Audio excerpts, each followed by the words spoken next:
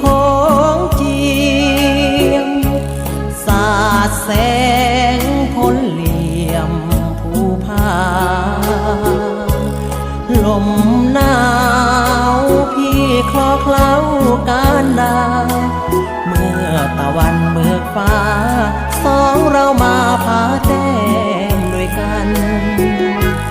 อธิษฐานให้รักเรารุ่งเรืองเหมือนดังตะวันจากไกลนานแค่ไหนสัมพันธ์เป็นสัญญาต่อกันจะมาพบกันที่เก่ากราบทำหลวงปู่มันถิ่นสถานผู้หล่นบนยอดเขาสัญญาสาบานว่ารักสองเรามันคงนานเนาเหมือนตะวันที่ขึ้นก่อนใครตะวันขึ้นที่โค้งเจียมพี่มาเจียมจิตเจียมใจแต่น้อ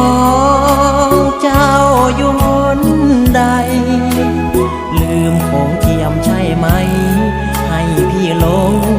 มารอคอย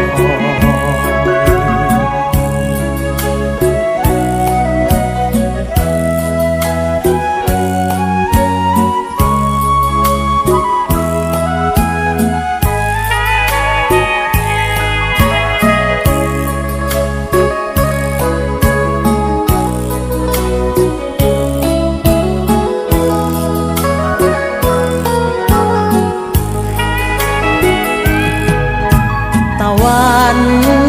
ขึ้นที่โค้งเจียมพี่มาเจียมจิตเจียมใจ